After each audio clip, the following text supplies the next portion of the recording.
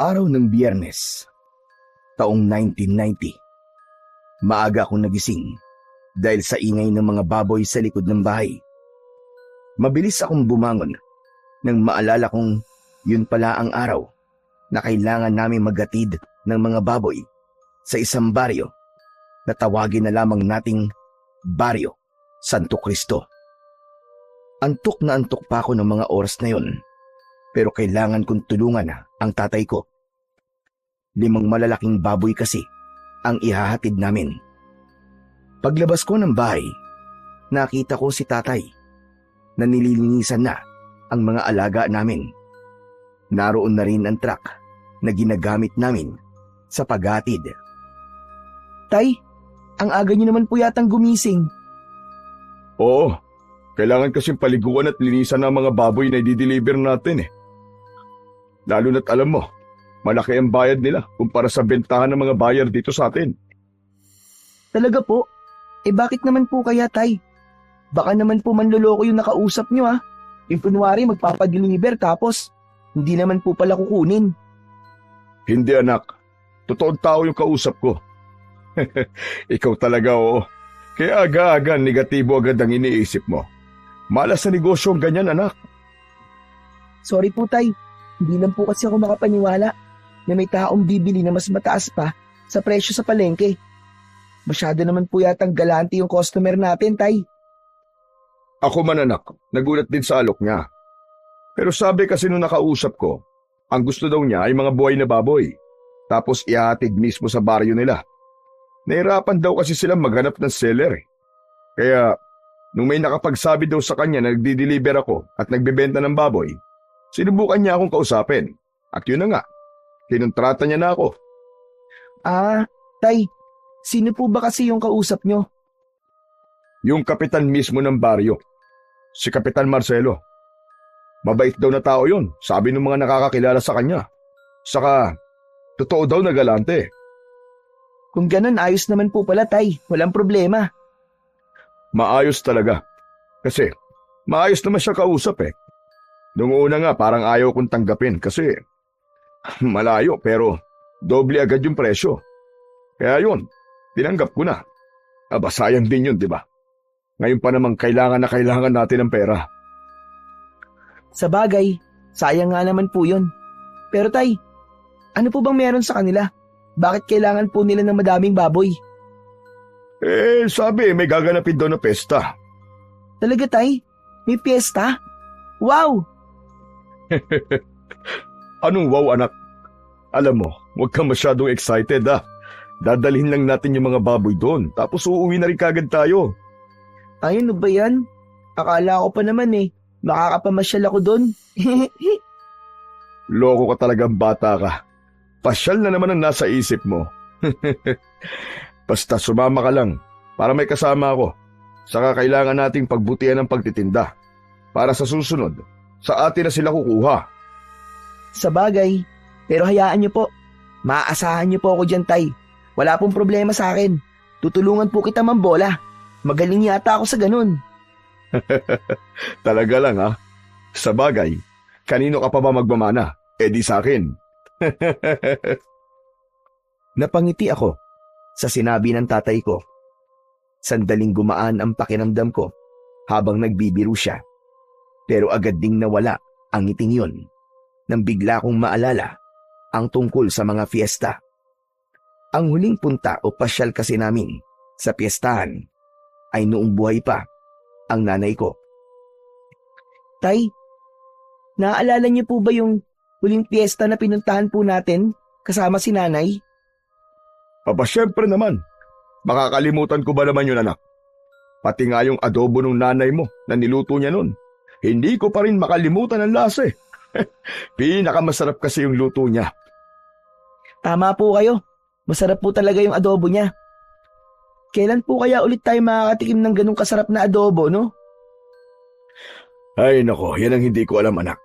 Pero malay mo isang araw, may makagaya din ng recipe ng nanay mo. Naku tay, wala po siguro. Siya lang naman po nakakaalam ng recipe. Kaya sigurado akong walang makakagaya nun. Sa bagay, o siya tama na ang daldal. Kailangan na nating tapusin to para makabiyahe na tayo. Pagkasabi ni tatay nun, sabay na kaming kumilos. Ako naman, kinuha ko yung timba at binuhusan ng tubig ang kulungan. Si tatay naman, abala sa pagtatanggal ng mga putik sa katawan ng mga baboy gamit ang lumang brush at sabon.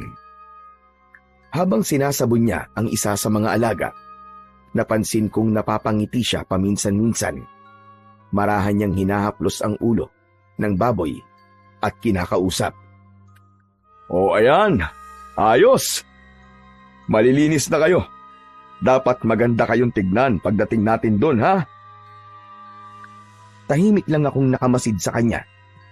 Hindi ko maiwasang humanga sa paraan ng pagtrato niya sa mga hayop. Sa mga mata niya, hindi lang basta kabuhayan ang mga ito, kundi parang bahagi na ng pamilya. Pasensya na kayo, ha? Kailangan na namin kayong ibenta ni Daniel, eh. Huwag kayong magulo dun, Oying, ha?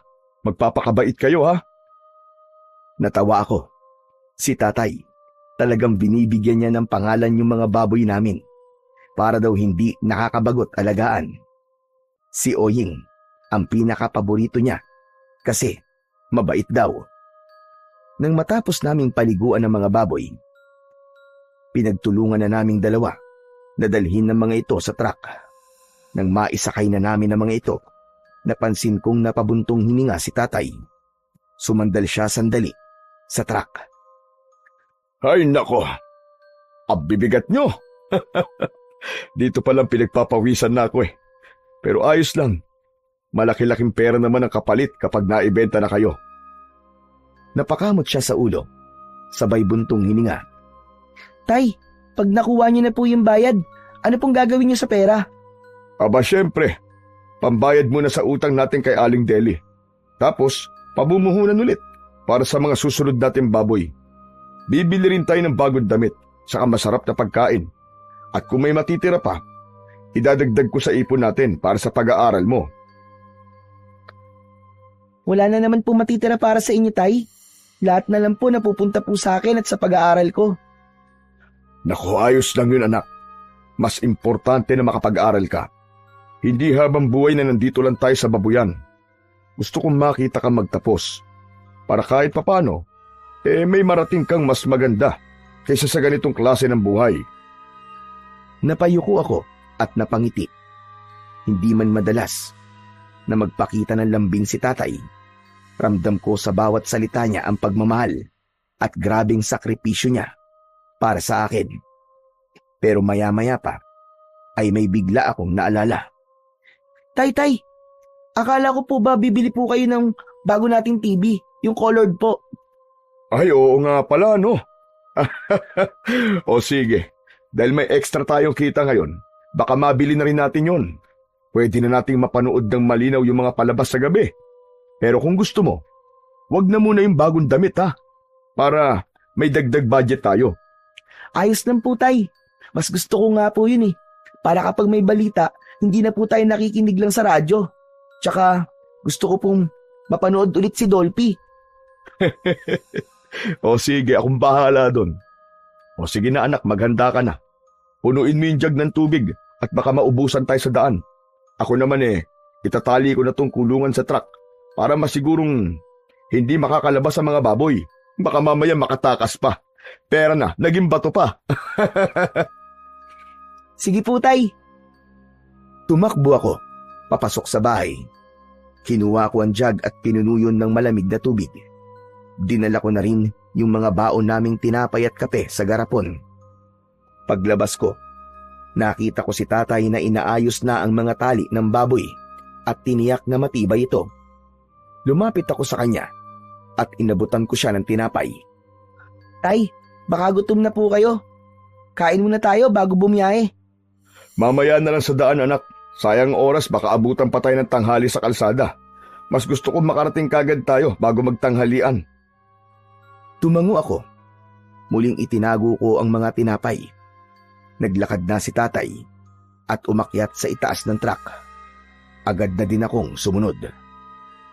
O ano anak, handa ka na ba? Siyempre naman po. Ako pa ba?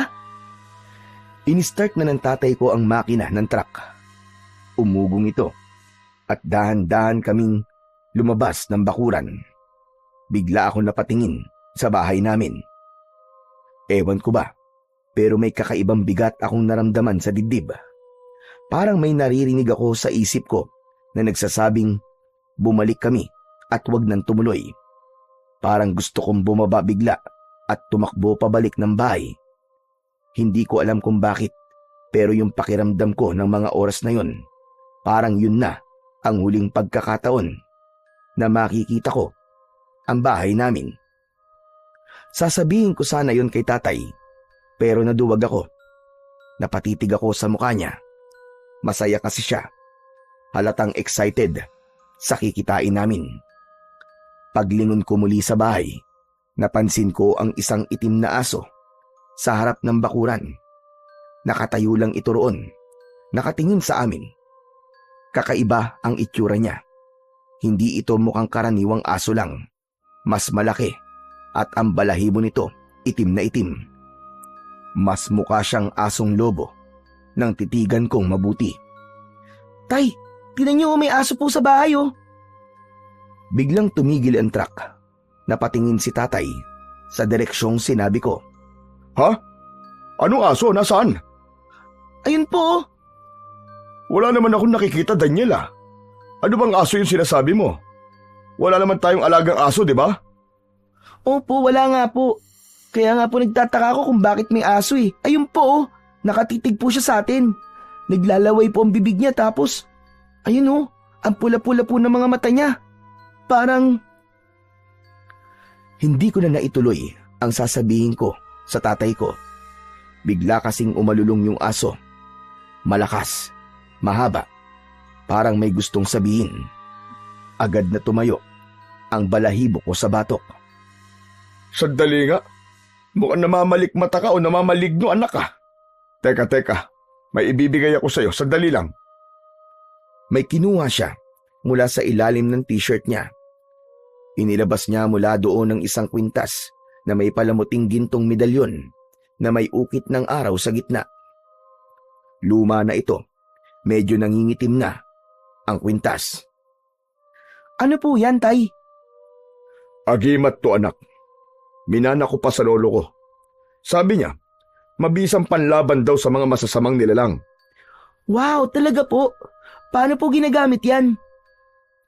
Ewan ko rin, anak eh. Hindi ko pa kasi nasusubukan. Ginagamit ko lang to bilang pampaswerte sa negosyo at sa awa naman ng Diyos, mukhang gumagana naman. Ang ganda po niyan, tay. Pero bakit niyo po binibigay sa akin? Para hindi ka na matakot. Para hindi mo na makita kung ano man yung mga nakikita mong kakaiba. O heto, isuot mo na para may proteksyon ka. Dahan-dahan niyang isinabit sa leeg ko ang medalyon. Nang dumampi ito sa balat ko, para akong nakuryente ng bagya. Napapikit ako sandali. Pagbulat ko, tumingin ako ulit sa direksyon ng aso. Ngunit wala na ito. Tay, biglang nawala yung aso. Ayos yan, sabi ko naman sa iyo eh.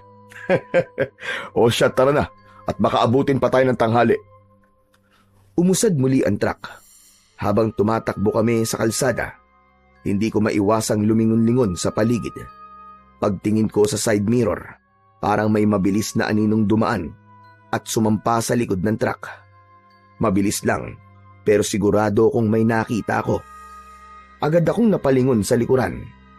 Pero wala naman akong nakita. Kinilabutan ako. Hindi ko na lang sinabi kay tatay dahil baka sasabihin na naman niyang guni-guni ko lang. Dahan-dahan kong hinawakan ang agimat na nakasabit sa leeg ko at pinisilyon ng maigpit. Tahimik akong nanalangin na sana, totoo nga, ang bisa ng medalyon. Makalipas ang 2 oras, nakarating na kami sa bayan kung saan namin katatagpuin ang lalaking magtuturo sa amin ng baryo ng Santo Cristo. Pumarada kami sa may gilid ng kalsada. Habang naghihintay kami, may lumapit na lalaking payat, maputla at halos hindi kumukurap, parang galing sa mahabang sakit o ilang araw na walang tulog. Kayo po ba maghahatid ng baboy? Oo. Ako nga. Si Erning ka ba? Ako nga po. Ako na po sasama sa inyo sa Santo Cristo. Tumango ang tatay ko at binuksan ang pintuan ng truck. Sa tabi ko siya sumakay. Napansin kong nanginginig ng bagya ang mga daliri niya at nang aksidente kong mahawakan ng kamay niya, nanlamig ako. Literal, parang may hinawakan akong yelo. Basa rin ang palad niya pero hindi pawis. Parang tubig na malamig na may kakaibang lagkit. Matagal na po ba kayong taga roon? Aba, oo, matagal na. Malayo pa po ba tayo? Medyo. Mga 1 oras nandun at siguro tayo. Alam mo, mabuti naman at sinundo mo kami ano. Mahirap kasi bumiyahe na malayo tapos hindi mo alam kung saan ang lugar. Walang problema. Si Kapitan mismo nag-utos sa akin para sunduin kayo. Masaya siya't pumayag kayo magatid ng baboy. Matagal na kaya naming inaabangan ng piyesta. Mang Erning, mababait po ba ang mga tao po dun sa lugar nyo? Aba, oo naman. Mababait ang mga tao sa amin. Parang ako. Ganon? Pero parang hindi naman eh. Daniel, wag ganyan na. Sorry po, Tay. Sorry din po, Mang Erning. Natawa lang ang lalaki. Pero kakaiba ang tunog ng tawa niya. Mababa, tapos para siyang nasamid at tumigil sa paghinga. Tumingin siya sa akin. Nandidilat ang kanyang mga mata. Mabait naman talaga ako eh. Pero sabi ng iba, tahimik ako at hindi pala bati sa mga tao. Naku mahiyain ka pala ano? Ngumisi siya, sabay labas ng dila para basain ang labi. Pero may napansin akong kakaiba. Maitim ang dila niya, pati ang mga ngipin niya. Napatingin ako kay tatay. Nagbabaka sakaling napansin din niya yon. Pero wala. Normal lang ang itsura ng tatay ko at parang wala siyang nakita o naramdamang kakaiba. Kampante siya kay Mang Erning. Habang patuloy ang biyahe, hindi na ako mapakali. Si Mang Erning tahimik lang. Pinilit kong alisin sa isip ko ang takot. Baka pagod lang siya o kaya naman ay may sakit lang talaga. Maya-maya ay huminto sa gilid ng daan ang truck. Saglit lang Iingihi na ako eh. Sama ako, Tay. Kanina pa din po ako naiihi eh. O sige, tara na anak. Tumango ako at bumaba. Habang nag-iinat, napatingin ako kay Mang Erning. Hindi siya bumaba. Nakaupo lang siya sa loob ng truck. Nakatingin sa likod kung saan naroon ang mga baboy. Tahimik lang siya. Pero napansin kong gumagalaw ang labi niya. Para bang may binubulong. Tapos ay nakita ko siyang ngumiti habang nakatitig sa mga baboy. Tinapik ko na si tatay. Tay. Wala ka bang napapansin dyan sa sinakay nyo? Ha? Kay Erning? Aba wala naman Bakit ba? Mukhang adik, Tay. Natatakot ako. Labas ng labas yung dila. Daniel, wag kang ganyan. Hindi maganda yung agad kang humuhusga ng tao base lang sa itsura o sa kilos. Kasi naman, Tay, ang weird niya talaga eh. Parang walang gagawing maganda. Baka naman pagod lang o kaya may iniisip. Hindi mo alam ang pinagdadaanan ng isang tao, anak Kaya wag kang basta-basta nagsasabi ng kung ano-ano sa tao. Masama yan. Sorry po, Tay. Alalahanin mo anak, sa trabaho natin sa biyahe, maraming tao tayong makakasalamuha. Hindi lahat ng kakaiba ay masama at hindi rin lahat ng may mabait na muka ay mapagkakatiwalaan. Opo, Tay. Sorry na po talaga. Mabuti pa ay magpahinga na muna tayo. Kumain muna tayo ng agahan. Saka, tama na yan Huwag mong ubusin ang lakas mo sa kakaobserba sa tao. Opo, Tay. Lumapit si tatay sa tapat ni Mang Erning at kinausap ito. Erning, bumaba ka na muna at kumain. Sige salamat po. Pero busog pa ako eh. Mamaya na lang siguro. Tumango si tatay at inilabas ang baon namin. Naupo kami sa gilid ng truck. Habang sinusubo ko ang pagkain, napansin kong bahagyang gumalaw ang truck. Napatingin ako at doon ko nakita si Mang Erning. Nakausli ang ulo sa bintana. Parang inaamoy ang hangin. Dahan-dahan siyang ngumiti at doon ko napansin na may kumikislap sa gilid ng kanyang labi. Hindi pawis, hindi rin laway. Para bang malapot na likido. May bahid ng pagkapula at dinilaan niya yon. Daniel, huwag mo nang iniintindi ang tao. Kumain ka na. Mababa pang biyahe natin. Ilang sandali pa, nang malapit na kaming matapos kumain, narinig naming nag-iingay ang mga baboy sa likod ng truck. Malakas ang ungol nila na para bang may nasasaktan. Nagkatinginan kami ni tatay. Agad siyang tumayo at tumakbo sa likuran, habang ako naman ay sumunod. Pag-angat ng tolda na paatras ako, isa sa mga baboy ay nakahiga. Hindi gumagalaw, parang patay na. Nakadilat ang mga mata nito. Hala, tay! Ano po nangyari sa baboy? Umakyat si tatay sa loob ng truck at sinuri ang baboy. Iniangat niya ang ulo nito at sinilip ang bibig at sinipat ang katawan, pero walang bakas ng sugat o kagat. Hindi ko alam, anak. Naku, sayang naman ito. Baka isipin ni Kapitan may sakit ang mga baboy natin. Tignan niyo po dyan, tay.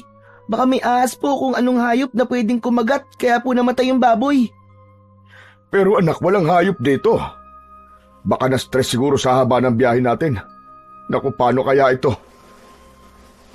Biglang bumaba si Mang Erning mula sa truck. Tahimik siyang lumapit. Wala kayong dapat ipag-alala. Madalas mangyari ang ganyan sa biyahe. Ayos lang yan. Ako na ang bahala magsabi kay Kapitan. Sasabihin ko sa kanya na buhay yan bago natin dalhin. Wala kayong magiging problema, panigurado. Naku, salamat Erning ha. Malaking tulong yan. Ayoko lang mapahiya sa unang biyahe namin. Walang anuman, huwag mo nang isipin yun. Basta pagdating natin sa Santo Cristo, ako na ang kakausap. Makakaasa kayo. Salamat naman kung ganun. Sayang din kasi kung hindi ito kukunin. Abay, baka malugi kami. Hindi problema yan. Naku, pasensya na ha. O siya, mabuti pa tara na. Baka kung tumagal tayo dito madagdagan pa yung mga patay na baboy. Sumakay na ulit kami sa truck at agad na pinaandar ni tatay ang makina. Ilang sandali pa ay unti-unti nang nagbago ang paligid. Nawala na ang sementadong daan. Gan din ang mga bahay sa paligid. Marami ng mga puno at parang pataas na din kami ng bundok. Tay, malayo pa po ba ang Santo Cristo? Sandali na lang. Huwag kang mainip, bata. Nagtaka ako. Ang natatandaan ko, sinabi niya kanina na halos 1 oras lang ang magiging biyahe namin. Pero 2 oras na ang lumipas. Nagpatuloy kami sa biyahe, pero biglang pumreno ang sasakyan nang biglang may sumulpot na matandang lalaki sa daan. Muntik na siyang masagasaan, pero napaupo ito sa lupa. Agad na bumaba si tatay para tignan ang kalagayan niya. Naiwan kami ni Erning sa loob ng sasakyan. Naku, pasensya na po kayo. Okay lang ho ba kayo? Ay, walang problema. Ayos lang naman ako. Tumayo ang matanda at pinagpag ang kanyang damit. Saan ba kasi kayo pupunta? Bihira na mga sasakyang makarating sa lugar na ito Maghahatid lang po kami ng baboy sa Santo Cristo. Ano kanya? Santo Cristo? Bakit naman kayo maghahatid ng baboy doon? Matagal nang abandonado ang baryo na yon. Apo? Aba, imposible naman po yun. Kausap ko po yung kapitan nila at sa katunayan nga ho, may kasama ho akong taga ron. Yun po, si Erning. Nanlaki ang mga mata ng matanda nang sulya pa nito si Erning na nasa loob ng truck. Napansin kong Ilang beses itong napalunok ng kanyang laway. Nanginig din bigla ang kanyang mga kamay habang dahan-dahang itinuro si Mang Erning. Wag na. Huwag kayo tumuloy. Sigurado kung wala ng tao sa baryo na yon, at kung meron man, baka impostor sila. Hindi sila mga taga-baryo Santo Cristo. Bumalik na kayo kung saan man kayo nanggaling. Maniwala ka sa akin. Sigurado ho bang ayos lang kayo? Baka nabagok po kayo o nasaktan, ha? Sinabi ko na ayos lang ako. Pero ikaw, makinig ka sa akin. Biglang hinawakan ng matandang lalaki ang braso ni tatay at tinignan sa mata. Makinig ka mabuti. Yan kasama nyo. Hindi siya tao. Hindi siya tao. Sa sobrang lakas ng sigaw niya, napaiktad ako. Agad akong napalingon sa katabi kong si Mang Erning. Tahimik lang ito. Nakatingin ito sa matandang lalaki. Ilang sandali pa, bigla siyang napakamot sa ulo, sabay iling. Naku wag na po nating pag-aksaya ng oras sa matandang yan. Kilala ko yan Siya si Magose. Wala yan sa sarili niyang katinuan. Tara na po. Ganun ba? Oo, matagal na yan baliw Lagi nag-aabang ng mga dumadaan. Tapos, tinatakot ang mga tao. Huwag niyo na hong pakinggan. Sayang lang ang oras niyo. Nakita yung inis at galit sa muka ng matanda nang marinig ang mga sinabing yun ng payat na lalaki. Sino baliw ang sinasabi mo? Sino tinatawag mo baliw? Ay nako, ang hirap talagang kausap ng matanda na to. Ikaw ang mahirap kausap, Erning. Magbago ka na. Magbalik loob ka na sa Panginoon. Tigilan mo na itong ginagawa mong ito. Teka, kilala ka po niya? Abay malamang, taga Santo Cristo din yan Biglang lumapit ang matandang lalaki sa may bintana ng sasakyan at tinitigan ako. Iho, makinig ka sa akin. Hindi mga tao ang pupuntahan nyo sa Santo Cristo. Pugad yun ng mga demonyo. Mga demonyo ang nakatira doon. Tama na ho kayo, Lolose. Puro kasinungalingan na lang ang lumalabas sa bibig nyo Paulit-ulit ko lang sinasabi yan sa lahat ng dumaraan dito. Hindi ako nagsisinungaling. Ikaw nga itong... Ikaw itong matagal lang hindi dapat na nandito. Napalunok ako. Hindi ko maintindihan kung ano ang ibig sabihin ng matanda. Si tatay naman ay nakatingin lang, halatang naguguluhan na rin. Magtago ka man sa mukha ng tao. Kilala ko ang amoy mong hayop ka. Huwag mo akong pagtawanan. Ito lang ang masasabi ko. Isinusumpa kita. Kapag may nangyari masama sa mga ito, mananagot ka sa akin. Isusumpa kita hanggang sa mabulok ang laman mo. Baliw. Halos manginig sa galit ang matandang lalaki, habang si Mang Erning naman ay tuloy lang sa pagtawa. Parang wala lang sa kanya ang lahat. Ako man, mas lalo pang kinilabutan. Hindi ko alam kung bakit, pero may kakaiba talaga sa tawa ni Erning. Tama na po yan. Mabuti pa tumabi na ho kayo, tatang. Kailangan na po naming umalis Tsaka mag-iingat na lang po kayo sa susunod. Kayo ang mag-ingat, iho. Sinasabi ko na sa inyo, huwag na kayong tumuloy. Huwag kayong maniwala sa demonyong yan. Umuwi na kayo habang may oras pa. Biglang inabot ni Mang Jose ang braso ko. Pero nang dumikit ang kamay niya sa balat ko, bigla siyang napabitaw at nagulat. Ano yon? Ano yon? Bakit parang may kuryente ang katawan mo? Ano ka ba? Nanlaki ang mga mata niya habang nakatingin sa akin. Hindi ako makasagot. Si tatay naman, agad niyang inilayo sa akin ang matanda. Tama na ho. Tinatakot ko na ho ang anak ko Pasensya na rin pero kailangan na rin talaga naming umalis. Sige ho, paalam na po sa inyo, tatang. Sinabihan ako ni tatay na isarado na muna ang bintana, kaya agad ko naman yung ginawa. Umakyat na din siya at pinaandar na ang sasakyan. Habang papaalis kami, narinig ko na sumisigaw pa rin yung matanda. Umuwi na kayo! Mamamatay kayo dyan sa Santo Cristo! Wala nang tao doon! Matagal nang walang tao sa baryong yon! Walang nagsalita sa amin. Si tatay, nakatutok na sa daan, at si Mang Erning naman tulala. Sinilip ko sa side mirror ang matanda. Nandoon pa din siya, nakatingin sa sasakyan namin. Tapos may nakita kong isang uwak na lumipad at dumapo sa balikat niya. Mang Erning, ano pong nangyari sa matandang yun? Bakit po siya nabaliw? Napatingin si Mang Erning sa akin saglit. Tapos, bumuntong hininga bago sumagot. Hindi naman siya dating ganun eh. Si Mang Jose, dating antingero yon. Siya yung nilalapitan ng mga tao kapag may sakit. Pero nagbago ang lahat nang mamatay ang pamilya niya. Namatayan siya? Anong kinamatay? Nasunog. Wala ni isa sa asawa at mga anak niyang nakaligtas. Simula nun, nakikita na siyang palagi nagsasalitang mag-isa. Hindi na din siya makausap ng matino. Nako, kawawa naman pala yung tao. Siguro hindi kinaya ng isip niya yung nangyari. Hindi talaga. Pero, hindi naman nakakaawa ang matandang yun eh. Ha? Aba, bakit mo naman nasabi? Kasi chismis sa baryo namin na natuto siyang mangkulam. Ano? Mangkukulam yung matandang yun? Hindi ko rin alam kung totoo.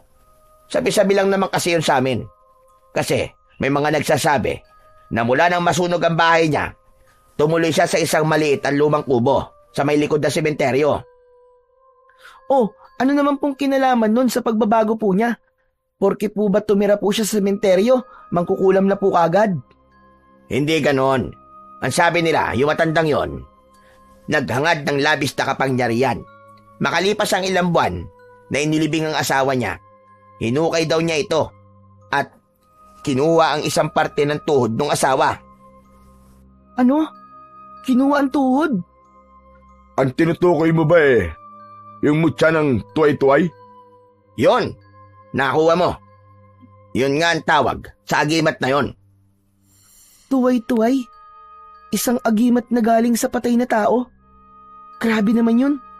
Kawawa naman yung asawa niya, patay na nga, hindi pa pinatahimik. Totoo yan.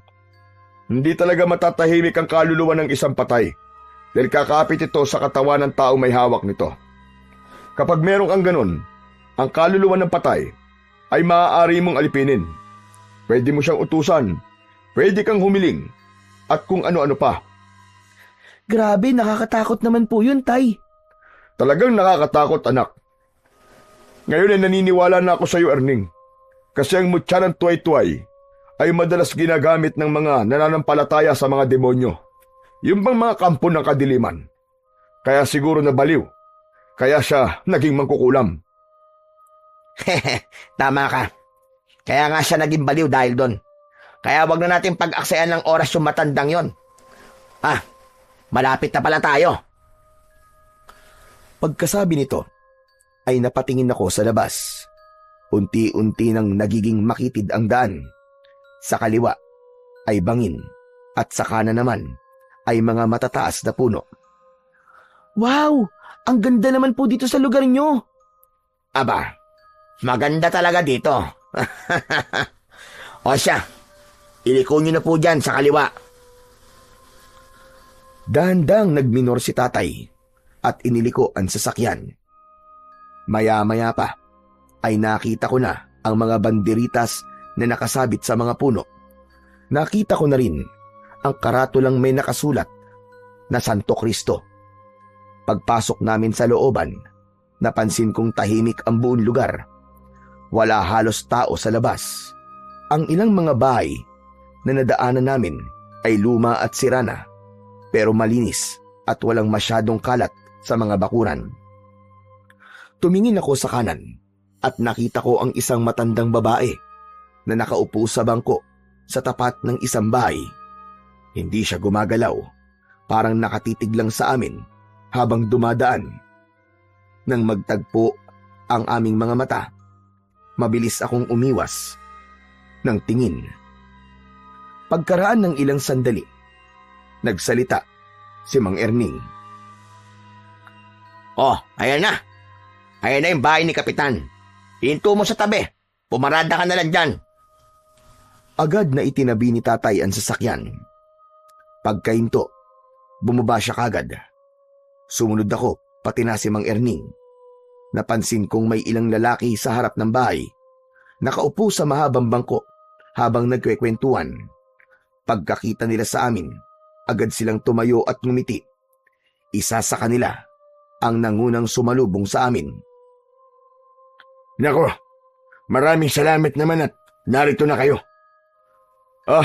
Magandang umaga, Kapitan.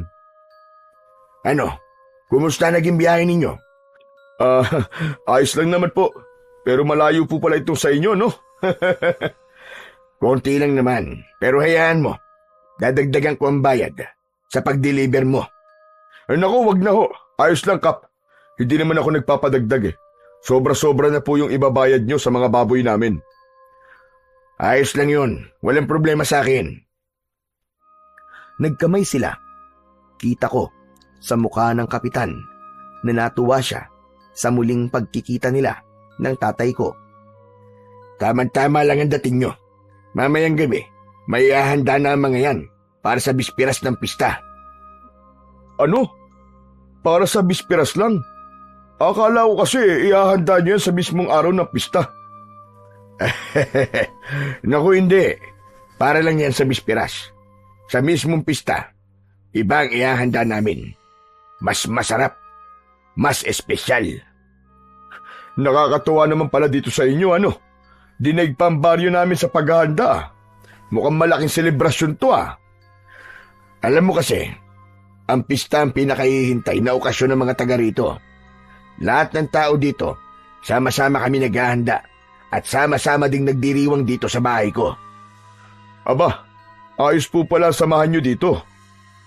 Oo naman, dito kahit mahirap ang buhay, basta pista, walang iwanan. Lahat may ambag, lahat may handa. Para kahit ilang araw lang, nakapagsaya kami ng sama-sama at makalimutan namin ang mga problema sa buhay. Nagpatuloy sa pag-uusap sila tatay at Kapitan Marcelo tungkol sa paghahanda sa pista, habang ako naman ay tahimik lamang na nakikinig. Samantala, napatingin ako sa paligid. May ilang kabataang babae na abala sa pag-aayos ng mga banderitas, habang yung iba naman ay nagkakabit ng mga bumbilya sa gilid ng kalsada. Kahit medyo luma at sira-sira ang mga bahay, tila binubuhay nila ang paligid para sa nalalapit na pista. Pero may napansin ako, yung mga banderitas, kulay pula at dilaw lang. Hindi ako nakatiis. Nagtanong na ako sa kapitan. Kap! Napansin ko lang po, bakit po puro dilaw at pula lang po ang mga banderitas nyo? Wala po bang ibang kulay? Yan ba? Tradisyon na kasi yan dito sa amin, iyo. Ang pula, simbolo yan ng dugo, ng sakripisyo. Paalala ng paghihirap at pagsubok na pinagdaanan ng Santo Cristo. Yung dilaw naman, para sa liwanag, tagda ng pag-asa at biyaya na binibigay niya sa amin taon-taon. Tumangulang ako matapos niyang sagutin ang aking tanong.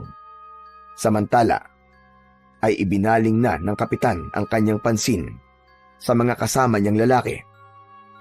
Nako, napapasarap tayo na kwentuhan dito ah. Sandali lang ah, at ipapaayos ko lang yung mga baboy. Lando, Pedro, kunin niyo na ang mga baboy at ipakatay na. Agad na sumunod ang mga lalaki sa utos ng kapitan. Lumapit sila sa truck at binuksan ang trapal. Natuwa si kapitan nang makita ang malulusog at matatabang baboy. Ang gaganda pala ng mga baboy niyo ah. At ang lilinis pa. Mukhang inalagaan ng maayos. Ngumiti si tatay, pero napansin kong biglang natigilan si kapitan nang mapansin niya ang patay na baboy. Oh, sandali lang. Bakit may patay na isa? Ano nangyari rito? Medyo natigilan si tatay, pero bago pa siya makasagot, sumingit si Erning. Kap, namatayan sa init habang nasa biyahe. Buhay pa yan nung sinundo nila ako sa bayan eh. Tahimik lang si kapitan. Tinignan niya yung patay na baboy. Parang nag-iisip kung ano ang dapat na gawin. Maya-maya lang ay tumango siya. O sige na. Ibaba nyo na rin yan. Sayang. Pero ililibing na lang natin mamaya sa likod. Ha? Ililibing? Pero malusog po ang baboy na yan. Pwede pa po yung katayin, sayang naman. Walang problema, Mando. Huwag ka mag-alala. Buo pa rin ang ibabayad ko sa'yo. Pero, huwag na natin pag-usapan yan, Mando. Mabuti pa, ay tumuloy na kayo sa amin. Kumain muna kayo bago bumiyahe paalis. Maraming pagkain sa likod. Tara na. hindi ho ba nakakahiya? Tay, huwag ka na pumahiya. Gutom na po ako eh. Huy, ano ka bang bata ka? Nakakahiya kay kapitan. Nako, huwag na kayong mahiya sa akin. Talagang nagpahanda ako ng pagkain para sa inyo. Tara na, sumama na kayo. Sumama na kami. Papunta sa likod ng bahay. Malaki ang bahay ni kapitan at may maluwag na bakuran. Pero tulad sa iba, luma na din ito at may ilang mga sira na. Gawa ito sa kalahating semento at kalahating kahoy. Pagdating namin sa likod, nakita kong madami palang tao doon. Abala sila sa pagluluto. Ang daming pagkain na nakahanda at ihahanda pa lang. O sige na. Upo na kayo at ipapahanda ko na ang pagkain nyo. Umupo kami sa mahabang mesa. Agad niyang inutusan ng isang matandang babae. Maya-maya lang ay nilapag na sa harap namin ng mga pagkain. Pansit, adobo at kaldereta ang kanilang inihanda para sa amin. Kain na kayo, kain na! Masarap magluto ang mga taga rito. Salamat ka pa. Agad akong sumandok ng kanin. Sumunod na rin si tatay. Parehas naming unang kinuha ay ang adobo. Nang tikman namin, bigla kaming nagkatinginan.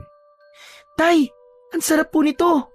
Grabe, ngayon lang po ako ulit nakatikim ng ganitong adobo. Mas masarap pa yata ito sa luto ni nanay. Nako, pag narinig ka ng nanay mo, lagot ka. Nagsasabi lang naman po ako ng totoo, tay. Pero syempre, paborito ko pa rin po yung luto ni nanay. Tumawa si Kapitan Marcelo nang marinig ang naging usapan namin ni tatay. Salamat naman at nagustuhan nyo. Sige, kumain lang kayo ng kumain at marami pa niyan. Sarap na sarap sa pagkain si tatay. Pero nang muli ako nagsandok ng adobo, napansin ko na may kakaiba sa karning nakuha ko. Parang daliri ng tao. Agad na sumama ang pakiramdam ko nang makita ang karning yon. Iniangat ko ang kutsarang pinaglalagyan nito at makailang beses na napalunok ako ng laway. Ilang sandali pa, tuluyan na ngang bumigay ang aking sikmura sa nakakadiring pagkain na yon hanggang sa nagsuka ako. Hoy, Daniel! Aba bakit? Ano nangyari sa'yo, anak? Hindi ako agad nakasagot. Nanginig ang kamay ko habang itinuturo ko ang karne sa plato. Yumuko si tatay at tinignan yon. Tay, tignan nyo. Parang daliri po ng tao yan. Hindi ko alam kung paano yon narinig ni Kapitan Marcelo. Bigla kasi itong napatingin din sa plato at saka tumawa. Nako, hindi daliri ng tao yan, iho.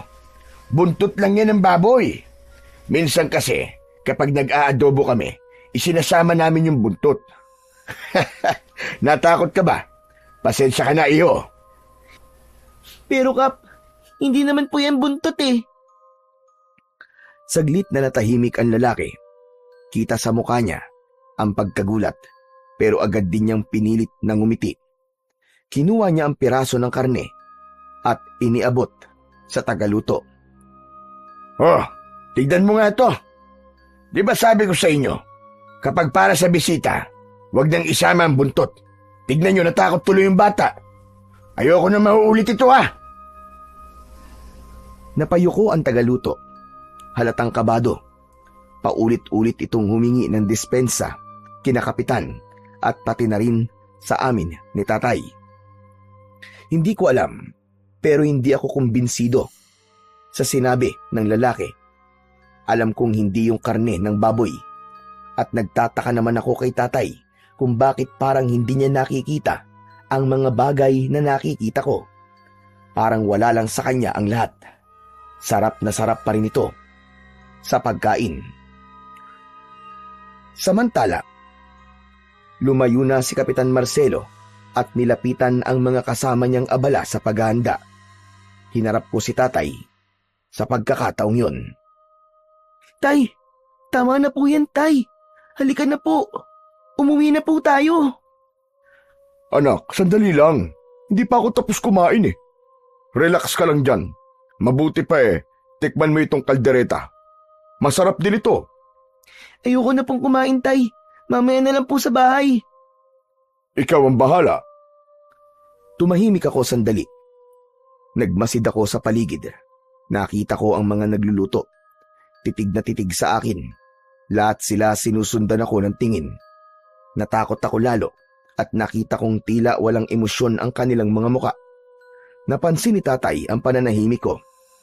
Sinulyapan niya ako at nang makita niyang may tinitignan ako, sinundan niya ito ng tingin.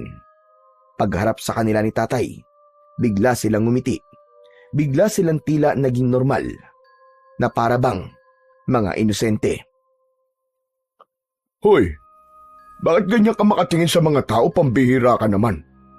Naku ikaw Daniel ha, tigilan mo yung kakaganyan mo.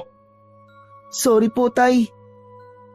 Nang mapansin ni Kapitan Marcelo, natapos nang kumain si tatay, agad siyang lumapit sa amin. Nakangiti ito habang hawak ang isang makapal na sobre. Binuksan niya yon sa harap namin at nagsimulang magbilang ng pera. Oh, Mando, ito ang bayad Dinagdagan ko na rin ng konti, pambawi sa pagod nyo at sa gasolinang ginamit panghatid dito.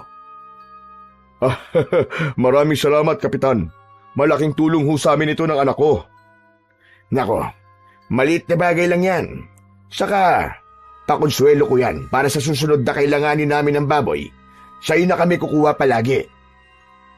Ngumiti si tatay, halatang natuwa sa sinabi ng kapitan. Maya-maya pa ay nagpaalam na din si tatay. Oo, sige.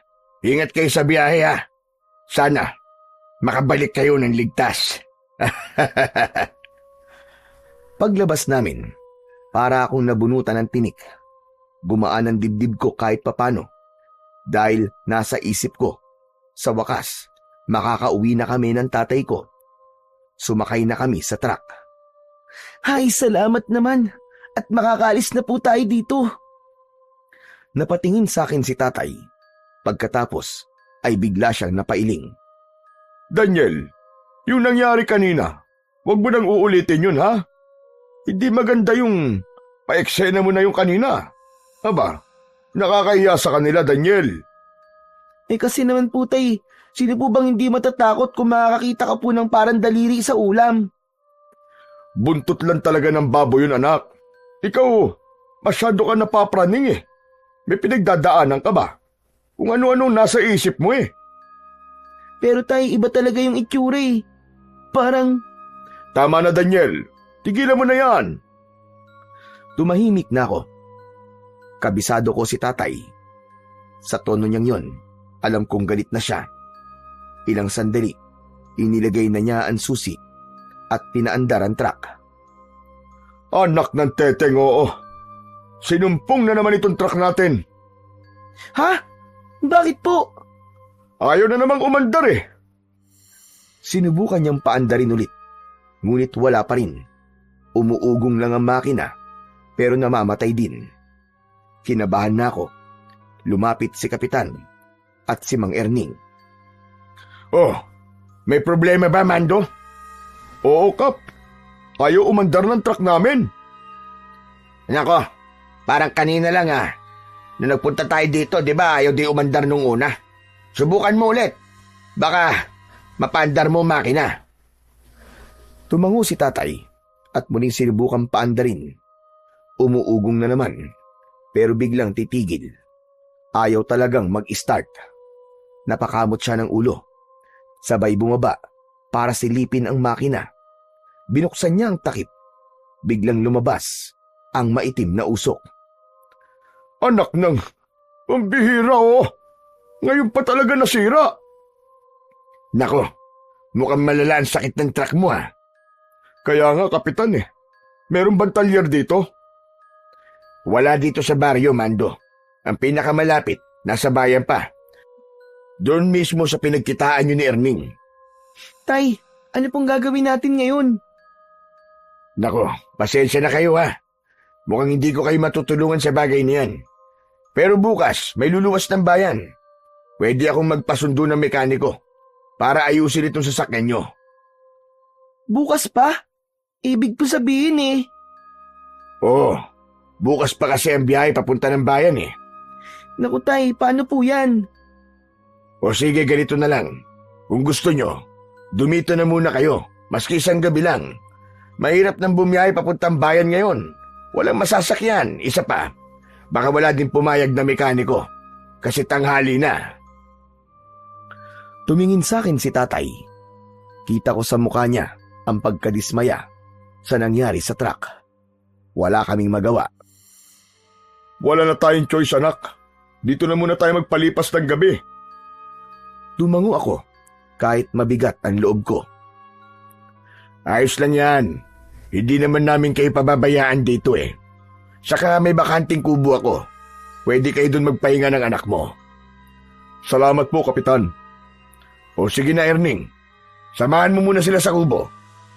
Sige po, ako na pong bahala sa kanila. Inihatid na kami ni Mang Erning sa kubo. Nasa gilid lang ito ng bahay ni Kapitan Marcelo. Maliit lang ito at simple. Kahit luma na rin. Pagpasok namin, nakita kong may banig, 2 unan at 2 kumot na maayos na nakapatong sa sahig. Agad na kumuha si Erning ng walis at winalisan ang kubo bago kami pinapasok. Wala kayong dapat na alalahanin dito. Habang nasa poder kayo ni Kapitan, siguradong ligtas kayo. Ang pagkain, hindi nyo problema. Si Kapitan na ang bahala sa lahat ng kailangan nyo. Sige, salamat Erning Walang anuman. Maliit na bagay lang yan. Napatitig ako kay Mang Erning. Sa unang pagkakataon ay natuwa ako sa kanya dahil sa pag-aasikaso niya sa amin. Kahit pala ganun ang itsura niya, mabait talaga siya at masipag.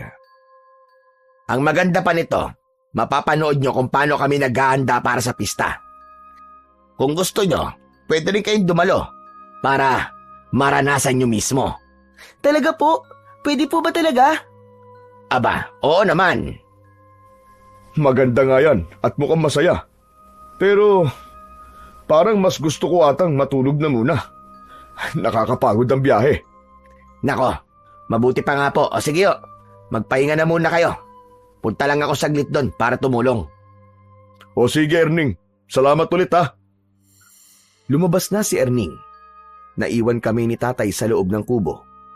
Humiga na kami sa banig. Ilang sandali lang, narinig ko nang humihilik si tatay. Maya-maya pa, naramdaman ko na ang antok. Ipinikit ko ang aking mga mata. Ilang oras ang nakaraan, bigla akong nagising sa tunog ng tambol. Malakas ang tunog, may tono at may ritmo. Masarap yun sa tenga. Napansin kong may nakasindi na lampara at nakasabit ito sa may bintana. Gabi na pala. Tinignan ko ang aking relo at napakunot ang noo ko nang malamang halos 3 oras na din pala kaming natutulog ni tatay. Sinulyapan ko siya. Masarap pa din ang tulog niya. Dahan-dahan akong bumangon. Hindi ko na siya ginising dahil baka napagod talaga siya. sa pagdadrive. Muli kong narinig ang malakas na tunog ng tambol. Na-curious ako kung ano ang nangyayari. Kaya naman, dahan-dahan kong binuksan ang pintuan tapos ay lumabas ako ng kubo. Medyo madilim ang paligid. Pero may nakita akong apoy sa gitna ng mga tao.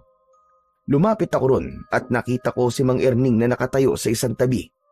Nilapitan ko siya. Tumabi ako sa kanya. Maya-maya pa ay pumagitna ang mga babae na may suot na maninipis na pulang tela. Ang kanilang mga ulo ay puno ng palamuti at alahas. Ang mga noo nila ay may guhit na 3 linya. Umiikot sila sa apoy. Sumasabay sa tunog ng tambol ang kanilang paggiling. Ano pong ginagawa nila? Hindi ko maintindihan kung ano ang ginagawa nila, kaya napatanong na ako sa aking katabi. Pero hindi siya sumagot. Bigla akong napatingin sa kanya at doon ko nakitang nakatitig siya sa mga babaeng sumasayaw. Walang emosyon ng kanyang muka, kahit hindi ko alam kung natutuwa ba siya o nagagalit. Ang sabi ko po, ano pong ginagawa nila? Bakit po sila sumasayaw? Huwag ka maingay. Nagdarasal sila. Nagdarasal? Kailan pa naging sayaw ang pagdarasal? Hindi siya sumagot. Nang tumingin ako sa kanya, napansin kong pinanonood na naman niya ang mga sumasayaw. Maya-maya pa ay nagsalita na ang mga babae. Totoo nga, nagdarasal sila, pero hindi ko maintindihan kung ano ang sinasabi nila. Ibang lengguwahe kasi ang gamit. Ilang sandali pa, may lumapit na 3 lalaki kay Erning. May ibinulong sila dito. Umalis sila.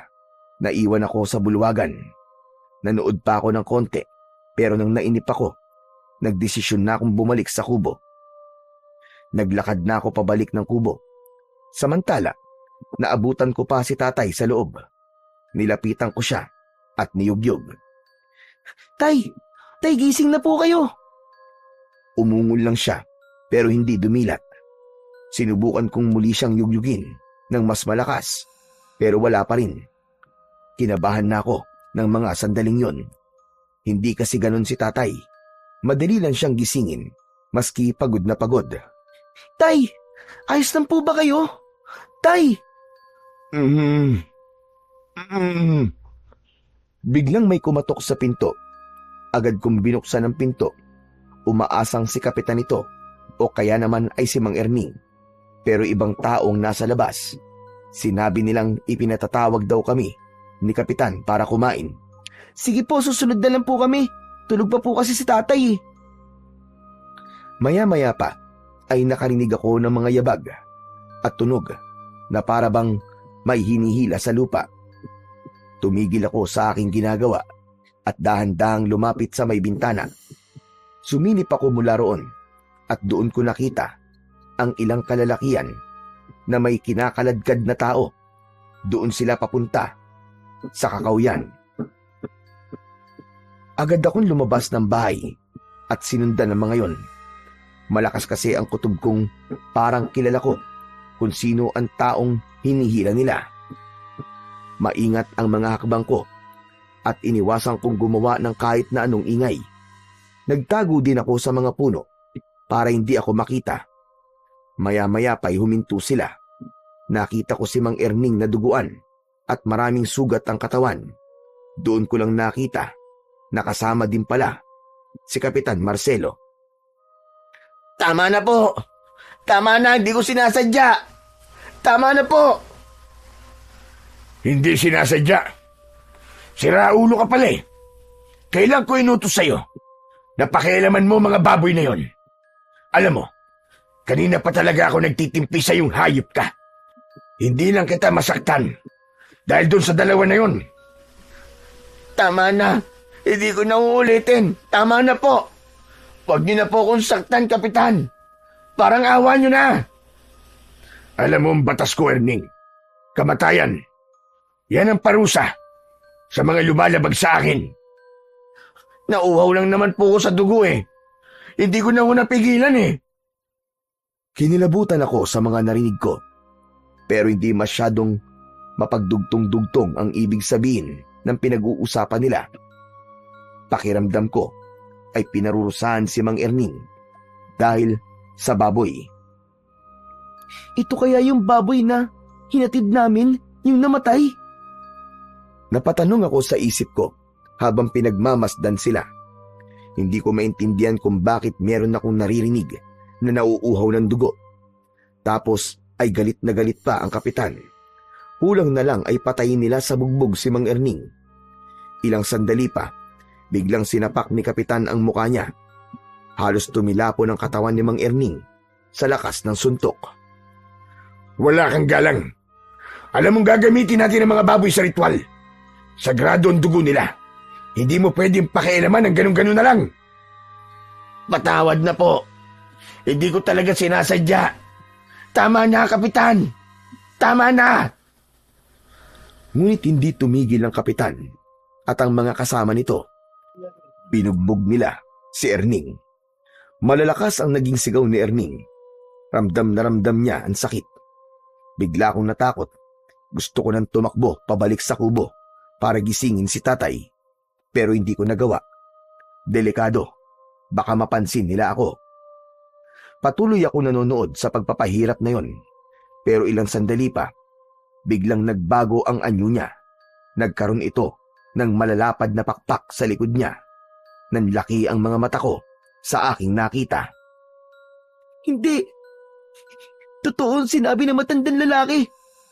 Hindi tao si Erning. Diyos ko. Diyos ko po. Tinakpan ko ang bibig ko. Nanginig ang aking katawan dahil sa labis na takot. Sinubukan niyang lumipad pero bigla ding nagbago ang katawan ni kapitan. Lumaki ang katawan nito. Nagkaroon siya ng sungay sa ulo. Maitim na maitim ang kanyang balat at meron siyang matatalas na mga pangil. Hindi na ako makahinga. Naalala ko bigla ang sinabi ng matandang lalaki. Iho, makinig ka sa akin. Hindi mga tao ang pupuntahan nyo sa Santo Cristo. Pugad yun ng mga demonyo.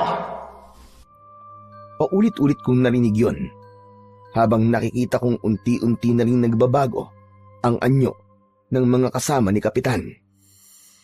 Huwag niyong gagayahin ang pesteng yan. Kung hindi, ganyan din ang sasapitin niyo. Tumango silang lahat at nangako na hindi sila magiging taksil sa kapitan. Gusto tayo sa kanya. Mabuti pa iandaan niyo na mga baboy para sa ritual.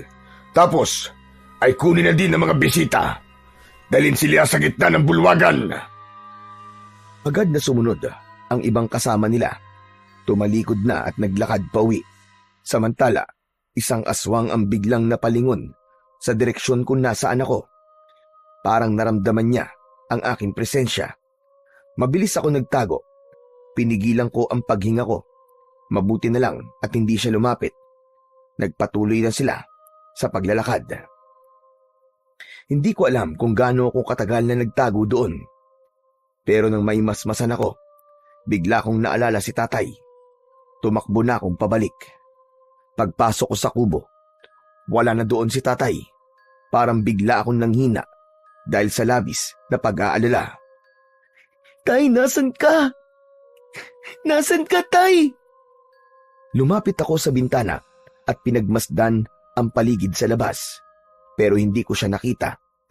Pero may nakita akong isang tao na nagtatago sa likod ng isang puno. Pinagmasdan ko siya at kinilala.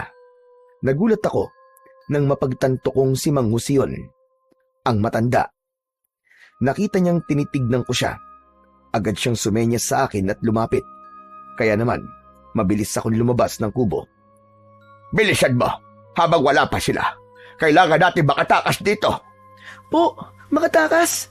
Itatakas niyo po ako? Oo, kaya bilisan mo. Tara na. Hindi po pwede. Nawawala po ang tatay ko. Kailangan ko po siyang hanapin. Kailangan ko po siguraduhin na ligtas siya. Sarili mo muna ang isipin mo ngayon, bata. Malalakas sa mga aswag dito. Tara na, bago pa mahuli ang lahat. Salamat po. Pero hindi ko po pwedeng iwan dito ang tatay ko. Hindi ko po kaya. Matigas talaga ang ulo nyo. Alam mo bang sinundan ko pa kayo rito para lamang mailigtas? Pero heto ka, ayaw mo sumama. Hindi mo alam kung gaano kadelikado ang lugar na ito. Alam ko na po, tatang. Totoo po mga sinabi nyo. Mga kampon po ng demonyo, mga nakatira dito. Kaya nga sumama ka na sa akin. Iligtas mo ang iyong sarili. Hindi po. Hindi ko po pwedeng iwan si tatay dito, tatang. Gusto mo din bang mamatay kagaya niya? Ano? Ano sabi nyo? Hindi pa patay ang tatay ko. Bawiin niyo po ang sinabi nyo. Huwag kang sumigaw. Maririnig tayo ng mga aswang. Uulitin ko, sumama ka na sa akin. Wala na tayong magagawa sa tatay mo. Ayoko po, ayoko. Pasensya na po. Bahala ka sa buhay mo. Sige, hanapin mo. Magpakita ka sa mga aswang. Total, kaya mo naman, di ba? Kaya mong iligtas ang sarili mo at ang iyong ama. Di na po baling mamatay ako. Basta masiguro ko lang po na ligtas ang tatay ko. Hindi mo naiintindihan, iho. Ako po hindi nyo naiintindihan. Hindi po ako aalis dito nang di ko po kasama ang tatay ko.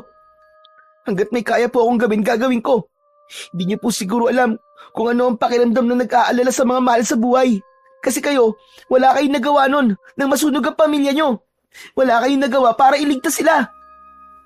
Ang sakit na sinabi mo, bata. Pero siguro nga tama ka. Kung may magagawa ka pa, sige gawin mo. Pero ito ang tagdaan mo. Hindi mo alam kung gaano kasama ang mga nilalang dito. Hindi mo sila kakayanin. Alam ko po, pero mas hindi ko po kakayanin kung wala po ang tatay ko. Ay nako, bahala ka na. Sana nga, makaligtas kayong dalawa ng tatay mo. Ilang sandali pa, tumalikod na siya at nagsimulang maglakad palayo. Nang makaalis na si Mang Jose, bumalik ako sa kubo. Naghanap ako ng mga gamit doon na maaaring gawin sandata. Pero wala. Kinapa ko ang medalyon. Bumulong ako ng isang panalangin na sana iligtas niya kami ng tatay ko. Buong puso kong hinalikan at hinaplos ang medalyon. Umaasa ako na tutuparin niya ang hiling ko. Hindi nagtagal, may narinig akong mga mabibigat na yabag sa labas ng kubo. Bago pa ako makapagtago, bumukas ang pinto. 5 lalaki ang pumasok. Agad nila akong hinawakan sa magkabilaan kong braso. Bitiwan niyo ako! Ano ginagawa niyo? Saan niyo ako dadalhin? Bitiwan niyo ako! Wala akong nagawa. Agad nila akong ginapos ng lubid. Sinubukan kong magpamiglas, pero mas lalo lang nilang hinigpitan ang tali. Huwag ka nang sumigaw, bata. Huwag mo nang sayangin ang lakas mo. Dahil wala naman makakarinig sa'yo dito. Kapitan? Hayop ka! Hayop ka! Demonyo ka! Tigilan mo yan. Kundi, puputulan kita ng dila. Bigla ako natahimik sa sinabi niya. Ilang saglit pa ay inutusan niya ang mga lalaki na dalhin ako sa gitna ng bakuran niya. Pagdating namin doon, sinalubong kami ng tingin ng mga tao. Dinala nila ako sa gitna at pasalampak na pinaupo sa lupa. May mga lalaking naroon din sa gitna. May hawak silang malalapad at matatalim na itak. Nangingintab sa langis ang mga katawan nito. Sumunod si Kapitan Marcelo sa gitna. Tinitigan niya ako pati na ang mga lalaki na may hawak na itak. Tapos bigla siyang ngumisi at muli niya akong hinarap. Ano? Kumusta, bata? Nagugustuhan mo na ba ang aming pista? Hindi ako sumagot. Yumuko lang ako. Pero nanginginig pa rin ang mga kamay ko. Natatakot ka na ba, ha, bata? Ano bang gagawin niyo sa akin? Gusto mo ba talagang malaman? Bigla siyang lumapit sa akin at bahagyang yumuko. Idinikit niya ang mukha niya sa akin. Halos magkadikit na ang mga ilong namin. Tapos dahan-dahang bumaba sa leeg ko ang kanyang muka at dahan-dahan yung inamoy. Gusto ko siyang pigilan sa ginagawa niya pero hindi ko magawa dahil nakatali ako. Nang magsawa siya, tumayo na siya ng diretso. Nakita kong muli siyang ngumisi at ang mga mata niya ay naging malikot. Napansin ko ding nagpula siya ng laway sa kanyang bibig. Totoo nga sinabi ni Erning. Mabango ang amoy ng iyong dugo. Ano? Kaya pala, hindi siya nakapagpigil. Hinawakan niya ang mukha ko at tinitigan ako sa mata. Parang gusto niyang subukin kung hanggang saan ang tapang ko. Pinakita niya sa akin ang matutulis niyang pangil. Bigla ring kumulubot at pumangit ang kanyang muka. Huwag kang mag-alala, Daniel. Hindi ko gagawin ang anumang nasa isip ko. Hindi pa ngayon ang oras. Hindi pa ngayon. Huminga siya ng malalim at umalis ng dahan-dahan. Iniwan ako sa gitna kasama ang mga lalaki. Lalong tumindi ang takot ko. Ilang sandali pa, may dumating na 4 na lalaki. Buwat nila ang isang nakataling baboy. Buhay pa ito. Umiiyak ng malakas. Pinahiga nila ito sa lamesang malapit sa apoy. Simulan na ang pag-aandog ng dugo sa ating puon. Napatingin ako sa mga lalaking nasa gitna. May isa sa kanila na isinausaw sa langis ang hawak niyang itak at pagkatapos ay ipinatong yun sa nagbabagang kahoy. Nang mamula ang talim nun, mabilis na itinaas yun ng lalaki at itinusok yun sa leeg ng hayop. Agad na umiyak ito ng napakalakas. Tumilamsik din ang dugo nito. Hindi! Bakit ganyan? Bakit ganyan nyo katayin si Oyeng? Ang sama nyo! Ang sama-sama nyo! Biglang umungol ang mga tao. Kita ko sa kanilang mga muka na masaya sila sa kanilang ginagawa. Wala akong nagawa kundi ang umiyak. Awang-awa ako sa baboy namin. Hindi ko matanggap na pinahihirapan nila ng ganun si Oyeng. Sa awa at galit ko, bigla kong napatayo. Pero agad na may 2 lalaki na pumigil sa balikat ko. Sinabi nilang wag akong kikilos kung ayaw kong matulad sa baboy. Maghintay lang daw ako at darating din ang oras ko. Ano? Anong ibig mo sabihin? Hindi siya sumagot. Tinignan ko ang paligid. Nakita ko ang 2 babae sa likod ng mga lalaking may itak. May iniaabot ang mga ito sa kanila. Parang malaking sangkalan ng karne. Nanlamig ang katawan ko. Hindi ko alam kung ano ang susunod nilang gagawin. Gusto ko nang sumigaw.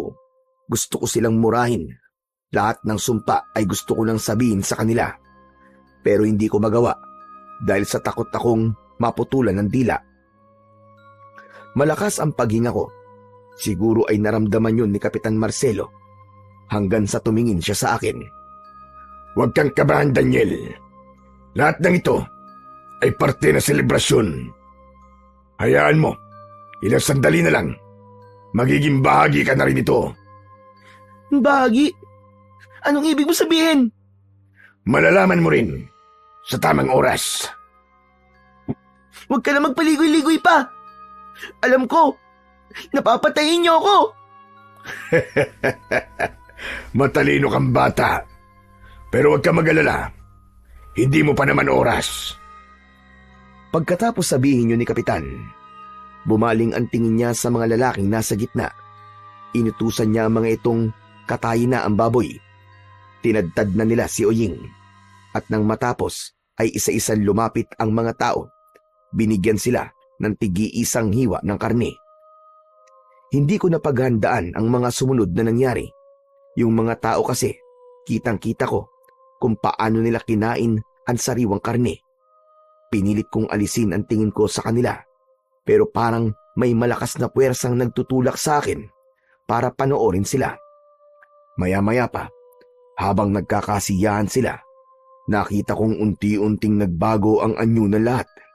Nangitim ang kanilang balat, namula ang kanilang mga mata, tumubo ang mga matutulis na pangil, at maging ang kanilang mga kuko naging kasing talas ng kutsilyo. Hindi ako makapaniwalang lahat pala ng mga tao sa baryo ay mga aswang. Tama nga, ang matanda na si Lolo Jose. Maya-maya pa ay umalingaw-ngaw ang malakas na boses ni Kapitan Marcelo. Mga kasama, makinig kayong lahat. Bukas na ang araw ng pista. At alam niyo na kung ano ang gagawin, hindi ba? Yung mga bisita natin, huwag niyong hahayaang makalabas. Nagkakaintindihan ba tayo? Sabay-sabay na sumang-ayon ang lahat.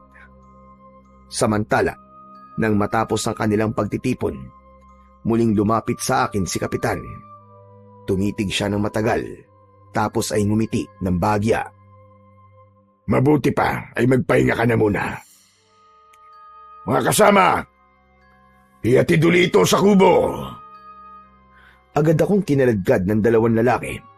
Hindi na ako kumontra at hindi na rin ako lumaban. Nakita kong nakasunod siya sa akin. At nang maihatid ako sa mismong kubo, agad ko siyang tinanong. Nasaan ang tatay ko? Sabihin mo, nasaan ang tatay ko? Hindi sumagot ang lalaki. Bagkus ay tinignan lang niya ako ng tahimik. Wala akong nakitang reaksyon sa kanyang muka. Saan mo siya dinala?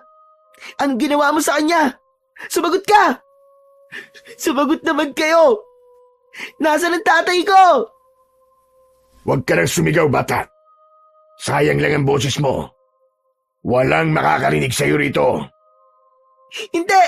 Pakawalan niyo ako! Bitiwan niyo ako! Bitiwan niyo ako!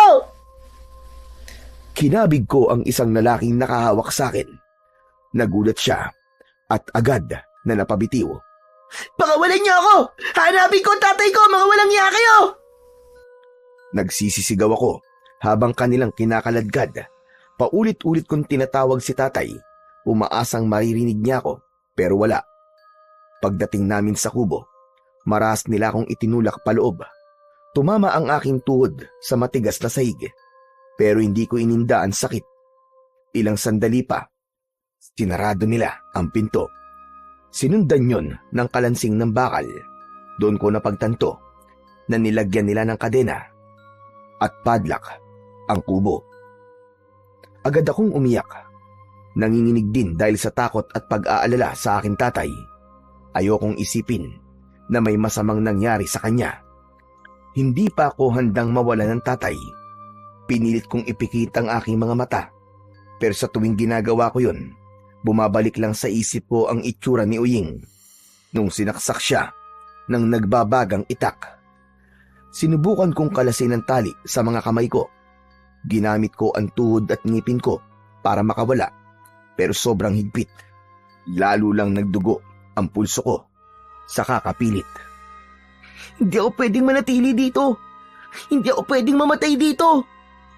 Sinubukan kong sumigaw, umaasang baka sakali nariyan pa sa paligid si Mang Jose at maawa sa akin sa kabila ng pagbabaliwala ko sa kanya. Tulong! Tulungan niyo ako! Halos mamaos na ako sa kakasigaw, pero wala pa din. Unti-unti na akong nawalan ng pag-asa ng mga oras na yon. Hanggang sa bigla akong natigilan. May naamoy akong kakaiba. Mabaho, parang amoy ng nabubulok na karne. Malansa ito at nakakasuka. Napatingin ako sa pinto. Sa siwang ng ilalim nito, may nakita akong parang usok. Itim yun at parang gumagapang. Unti-unti yung pumasok sa loob ng kubo. Nanlaki ang mga mata ko sa takot. Tapos ilang sandali pa, nang tuluyan itong makapasok, nagbago ito ng anyo. Ang usok ay unti-unting naging tao hanggang sa mabuo ang muka. Mang Erning? Mang Erning, paano ka nabuhay? Ngumiti siya at pinakita sa akin ang sugat sa kanyang leeg. Pero bigla siyang sumeryoso nang tila maalala ang sitwasyon namin. Wala na tayong oras para magkwentuhan. Kailangan na nating umalis ngayon. Teka, sandali. Sasama ako sa'yo? Patay ka ni. Ayoko sumama sa patay. Mukha lang akong bangkay, pero buhay na buhay pa ako. Tignan mo. Pero... Huwag ka na mag-inarte. Ano mang oras ay babalik na sila dito. Pahihirapan ka nila bago patayin. Kaya tara na. Pero paano ka nga nabuhay? Ang kulit mo naman, bata ka. Oo na, ikikwento ko na. Hindi nila ako tuluyang napatay. Akala lang nila. Ayan, nasagot ko na. Kaya tara na, sumama ka na. Agad niyang inilapit ang sarili niya sa akin at sinimulang kalagin ng tali sa kamay at paa ko. Agad ako nagpasalamat kay Mang Erning. Wala yon, maliit na bagay lang. Alam mo, kaya ko lang naman nagawa yon dahil gusto kong gumanti sa walang hiyang kapitan na yan. Sobra yung ginawa niya sa akin. Mabuti na lang at tinulungan ako ni... basta. Halika na, dali. Pagkatapos niyang kalagan ng tali, lumapit siya sa bintana at binuksan yun. Nakalimutan pala itong nilagyan ng padlock. Maingat niyang tinanggal ang baras na nakasuksok at binuksan ang daan palabas. Bilisan mo, baka maamoy nila tayo. Pero, Wala nang pero-pero, halika na. Sigaw niya, sabay hila sa braso ko. Kung gusto mo pa mabuhay, sumunod ka sa akin. Agad siyang tumalon palabas. Malakas ang pintig ng puso ko, pero wala na akong mapagpipilian. Lumundag na rin ako. Pagbagsak ko sa lupa, ay agad niya akong sinenyasan na yumuko. Nagtago kami sa mga damo at likod ng mga puno. Biglang tumigil si Mang Erning at nakinig sa paligid. Hindi maaari ito. Hinahabol nila tayo. ano? Napalingon ako. Totoo nga ang sinabi niya. May mga grupo ng aswang ang papunta sa direksyon namin. Mas binilisan pa namin ang aming pagtakbo hanggang sa bigla siyang sumigaw. Dito tayo, tara! Ngunit bago pa man kami makalayo, isang aswang ang mabilis na sumulpot mula sa kanan. Lumipad ito paabante at muntik pa akong makuha. Umalis ka! Takbo! Pero ikaw, paano ka, Mang Erning? Huwag mo akong isipin. Sige na, iligtas mo ang sarili mo. Tumakbo ka na! Lumaban siya sa isang aswang. Sa pagkakataong ito, hindi na ako tumanggi. Mabilis akong kumilos. Mas binilisan ko din ang aking pagtakbo para makatakas. Maya-maya pa ay may narinig akong malakas na pagaspas ng pakpak. Sumiksik ako sa ilalim ng malaking puno. Lumabas ka dyan, Daniel. Alam kong nandito ka lang. Halos hindi ako humihinga dahil sa matinding kaba ko. Pinilit kong huwag lumikha ng ingay. Paikot-ikot sa impapawidang aswang. Hindi siya tumitigil sa paghanap sa akin. Maya-maya lang wala na ito. Dahan-dahan ako naglakad, pero malapit na ako sa kalsada. Biglang may humawak sa likod ko. Tapos ay bigla niyang tinakpan ang aking bibig para hindi ako makasigaw. Daniel! Daniel, ako to! Tay, buhay ka! Oo, anak, buhay ako. Napaiyak ako sa tuwa at agad siyang niyakap. Akala ko talaga, Tay. Patay ka na. Hindi, anak. Nagising ako nung sundan mo yung mga aswang papunta sa gubat. Tapos, ano nangyari, Tay? Nakita ko din kung ano ang nakita mo, anak. Si Kap Marcelo. Ang lahat ng mga tao dito. Aswang silang lahat. Kaya nga, Tay. Natatakot po ako. Umalis na po tayo rito. Hindi magiging madali ang pagtakas, anak. Sigurado kung may nag-aabang na sa labasan itong baryo. Mas mapapahabak tayo kung magiging padalos-dalos ang kilos natin. Ano pong gagawin natin, Tay? Sumama ka sa akin. May alam akong ligtas na lugar. Dahan-dahang naglakad ang tatay ko. Tahimik naman akong sumunod sa kanya. Maya-maya pa, may nakita akong aswang dun mismo sa lugar kung saan ako gustong dalhin ni tatay. Napatingin ako sa tatay ko.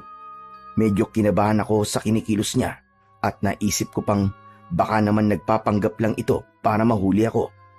Aatras na sana ako para tumakbo pero may humawak sa kamay ko. Huwag kang tumakbo. Ito ang pinakaligtas na lugar para sa inyo ng tatay mo. Mang Erning? Tama siya. Kaya huwag nang matigas ang ulo mo, bata ka. Mang Jose, nandito ka din? Oo, at nandito kami lahat. Teka, hindi ko maintindihan. Ano ba nangyayari? Nanlaki ang mga mata ko nang makitang lumalapit ang ilang aswang. Muntik na ako mapatay sa gubat, Daniel. Nakita mo naman yun, di ba? Oo. Ako nagligtas sa kanya sa tiyak na kamatayan. Po, paano niyo po yung ginawa, Tay? May alam ako sa panggagamot, anak. Hindi ko na sinasabi sa'yo. At itong si Erning, madali lang naman siya gumaling kasi malakas ang pangangatawan niya. Di lang masyadong halata. Kayo talaga, Mang Mando. Katawan ko na naman ang nakita nyo. Nagbibiro lang naman ako, Erning. Pero malaki po ang pasasalamat ko sa inyo. Utang ko po ang buhay ko sa inyo. Wala yun. Maliit na bagay lang. Teka, sandali. Pero bakit po magkakasama kayo? Kayo po, Mang Jose. Alam niyo po bang nandito si tatay nung inaaya mo akong tumakas? Hindi pa. Wala pa akong ideya kung nasa ng tatay mo doon. Saka ko lang siya nakita nung dinala na ako ng mga kakampi kong aswag dito. Kakamping aswang? Tama ka nang narinig, Daniel. Meron tayong mga kakamping aswang. At sila yung sinasabi ko. Sila yung mga aswang na lihim na kumukontra sa gawain ng kanilang pinuno. Talaga? May mga lihim na rebelde ang kapitan? Oo. At ngayon ko lang nalaman na sila yung lihim na kumikilos para iligtas sa mga taong dinadala ko. Huwag mo na akong pagdudahan. Sa ginawa sa akin ng hayop na yon. Kailanman, hindi na ako kakampi sa kanya. Teka, taga rito din ba sila? Walang taga rito, Daniel. Matagal nang abandonado ang lugar na to. Lumipat lang ang grupo namin dito matapos makausap ni Kap Marcelo at tatay mo. Ano? Sa simula pa lang ay pinagplanuhan na namin kayo dahil ang dugo nyo ang tatapos sa ritual na ginagawa namin. Dugo? Eh ano namang mapapala niyo sa dugo namin? Espesyal ang inyong dugo. Espesyal? Tay, ano po ba sinasabi niya? Anak, hindi ko pa nasasabi sa'yo. Pero ang dugo kasi natin ay mula sa angka ng mga antingero. Kapag ininom nila yon, magkakaroon sila ng kakaibang lakas at kapangyarihan. At hindi namin hahayaang mangyari yon. Matagal na namin plano na pabagsakin ang hayop na Marcelo na yon. Matagal na kami naghihintay ng oras. At ngayong gabi na yon. Bigla kong naalala ang kwintas na ibinigay sa akin ni tatay. Hinugot ko yun sa loob ng aking damit. Antingero pala tayo, tay. Pero bakit ganun? Wala namang bisa itong binigay niyong medalyon sa akin. Muntik na po akong mapatay ni Kapitan Marcelo. Sandaling natahimik ang lahat. Pero maya-maya pa ay biglang lumapit si Mang Jose at maingat na tinignan ang kwintas na hawak ko. Hindi yan nawala ng bisa, Daniel. Natutulog lang ang kapangyarihan yan. Matagal na kasi hindi napapakain ang dasal. Pwede ko bang mahiram? Medyo nagduda pa ako nun, pero binigay ko din ang medalyon nang makita kong tumango si tatay. Nang hawakan niya yon, bigla siyang nagulat. Muntik pa niyang mabitiwan ang medalyon. Sabi ko na nga ba, tama ako. May tangan kang isang malakas na agimat. Kaya nung unang nagdikit ang ating mga balat ay nakuryente ako. Hindi ako nagkamali na sundan kayo dito.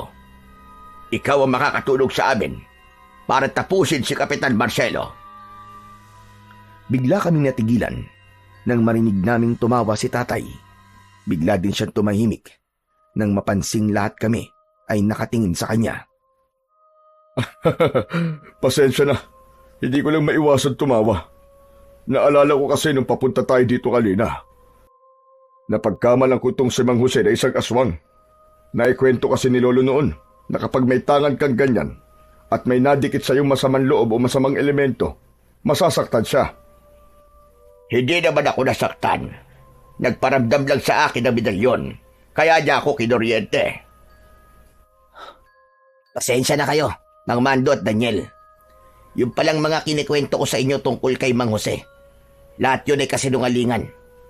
Liban doon, sa namatayan siya ng mga kapamilya. Hindi siya mangkukulam. Ang totoo niyan, ay isa talaga siyang magaling na antingero. Nakilala namin kumakalaban sa grupo namin. Sabi ko na nga, be. Parang may mali kasi sa kwento mo. Oo, Daniel, aminado ako. Gumagawa lang naman ako ng kwento. Ayoko kasing mabulilyaso ang misyon ko nang dalhin ko kayo kay Marcelo. Pero nagbago na ako. Sawa na akong magpaalipid sa kanya. Mabuti at nasa panig ka na ngayon ng tama.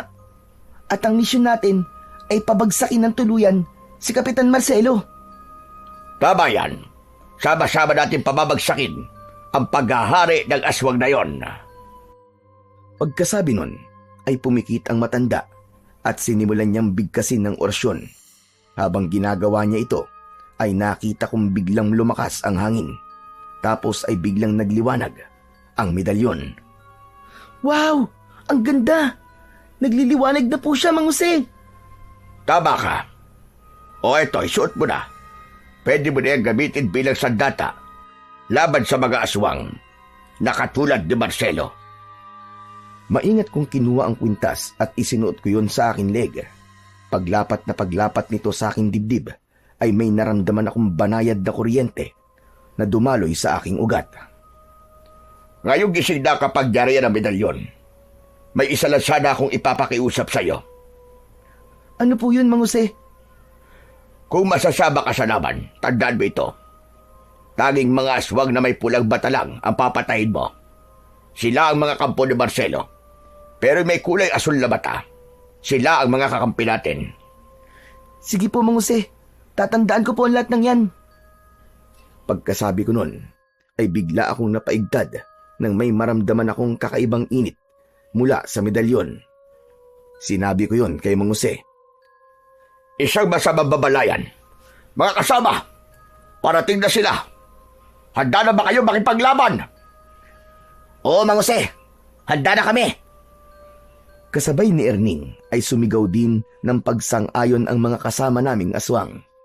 Maya-maya pa ay narinig na namin ang malalakas na alulong ng mga aswang. Meron ding malakas na pagaspas ng pakpak sa itaas. Nagsipaghanda kaming lahat.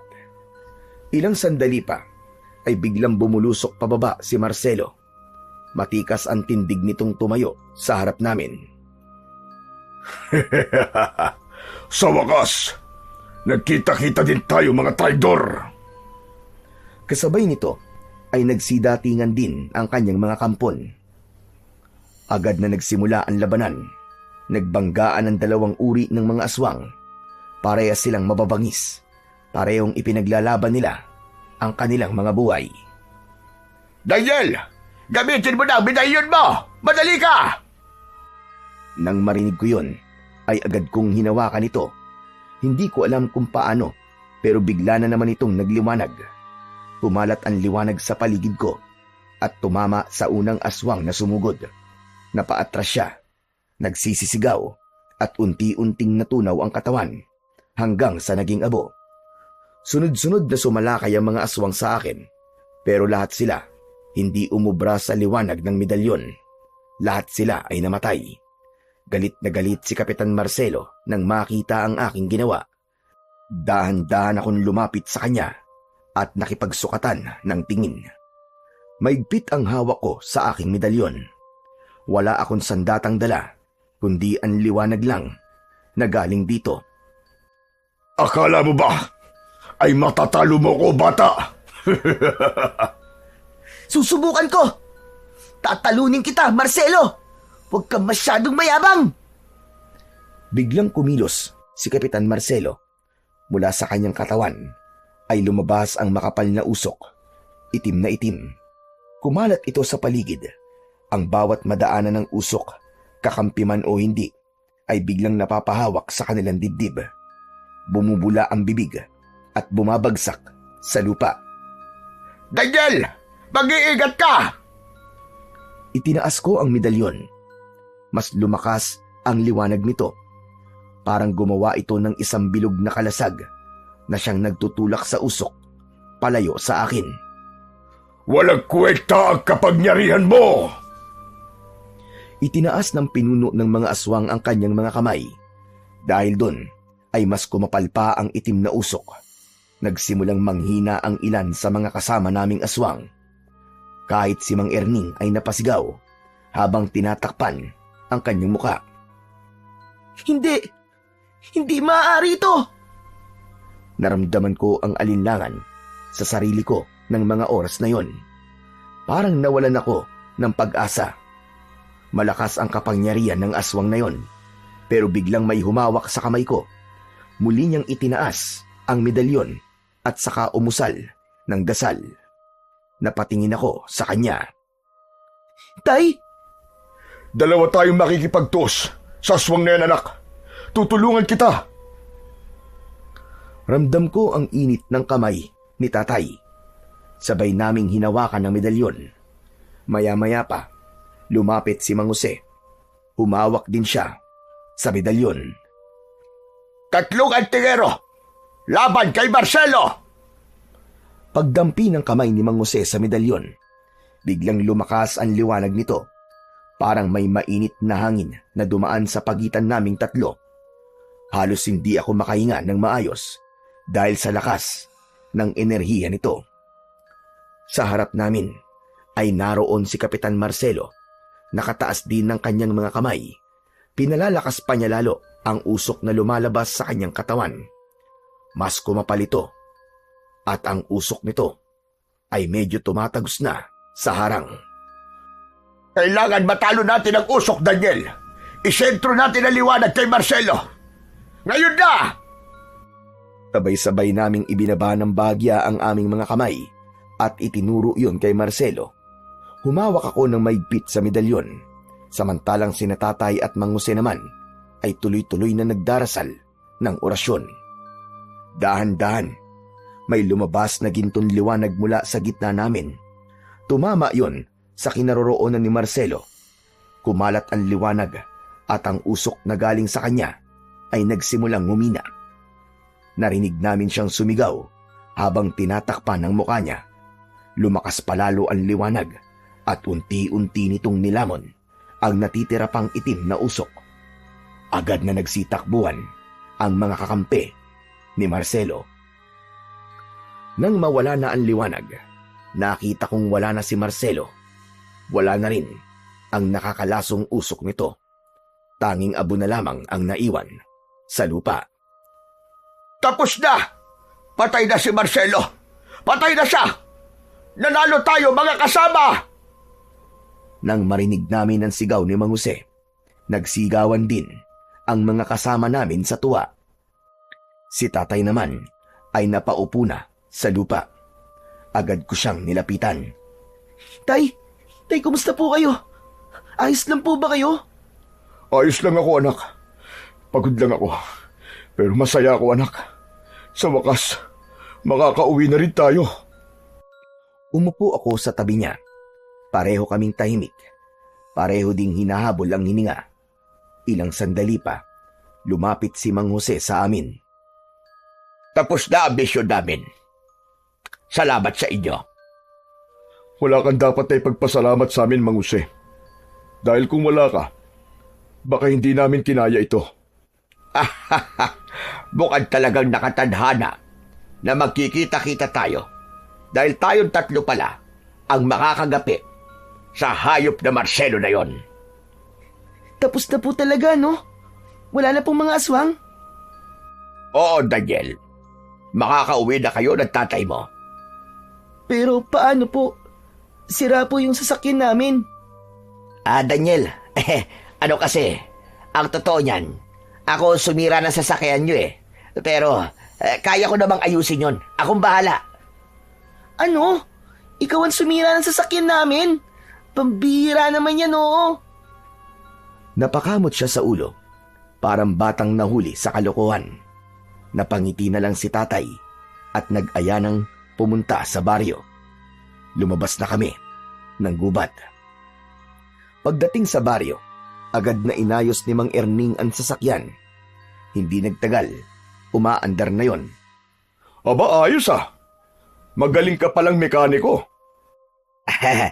Opo, dati po ako nagtatrabaho bilang mekaniko doon sa bayan. Bago ako naging kampo ni Marcelo. Siya nga pala, sandali lang ho. May kukunin lang po ako saglit. Umalis si Erning. Pumasok ito sa bahay na tinuluyan ni Kapitan. Paglabas niya ay may dala na itong isang malaking bag. Ibinigay niya ito sa amin. Teka. Para saan to? Sa inyo na po yan. Hindi po namin niya magagamit dito eh. Agad na binuksan ni tatay ang bag at nakita naming maraming pera ang laman nun. Agad na ibinalik ni tatay ang bag kay Mang Erning, pero tumanggi na itong kunin ang bag. Maging si Mang Jose ay sinabing sa amin na lamang ang pera. Naku, salamat. Maraming salamat sa inyo. Napakalaking biyaya nito. Matapos yun, ay nagpaalam na kaming dalawa. Pinaandar na ni tatay ang truck. Habang umaandar, tanaw ko sila. Kumakaway sila sa amin. Tay, mabuti na lang po't nakaligtas tayo. Oo nga anak eh. Ngayon, pwede na tayong magsimula ulit. Ngumiti kaming pareho. Tapos na ang bangungot. At kung meron man akong dapat na ipagpasalamat, yun ay ang kaligtasan namin ni tatay. Pagdating namin sa aming baryo, wala kaming inaksayang panahon. Agad kaming naligo at nagbihis. Pumunta kami sa simbahan. Tahimik kaming nagdasal at ipinagpasalamat sa Panginoong Diyos ang aming pangalawang buhay. Paglabas namin ng simbahan, hinawakan ni tatay ang aking balikat. Anak, hindi lahat ay nabibigyan ng pangalawang pagkakataon. Kaya mula ngayon, pahalagahan natin ang buhay na to. Opo, Tay. Sadyang mabuti po ang Panginoon sa atin. Naniniwala po ako na ang liwanag na nanggagaling sa medalyon ay galing po sa Kanya. Dahil ang liwanag po na galing sa Panginoon, yun lang po ang kayang-kayang tumalo sa kadiliman. Ngumiti si tatay at tumango. Tama ka dyan, anak. Samantala, pagkalipas ng maraming taon, pagkatapos ng nangyaring bangungot na yon sa aming mag-ama, namuhay na kaming payapa. Ang perang nakuha namin sa Baryo Santo Cristo, ang kalahati nun ay idinonate namin sa simbahan. Ang kalahati naman ay siyang ginamit ni tatay na panimula ng negosyo na may kinalaman pa rin sa babuyan at agrikultura. Nagtayo siya ng tindahan at nagbibenta kami ng mga feeds at gamit sa pagsasaka. Tumutulong din kami sa mga magsasakang walang puhunan. Minsan, naiisip ko, baka ito na talaga ang dahilan kung bakit binigyan kami ng pangalawang pagkakataon at kung bakit nangyari yun. Ito ay upang makatulong kami sa iba. Si tatay ay matanda na pero malakas pa.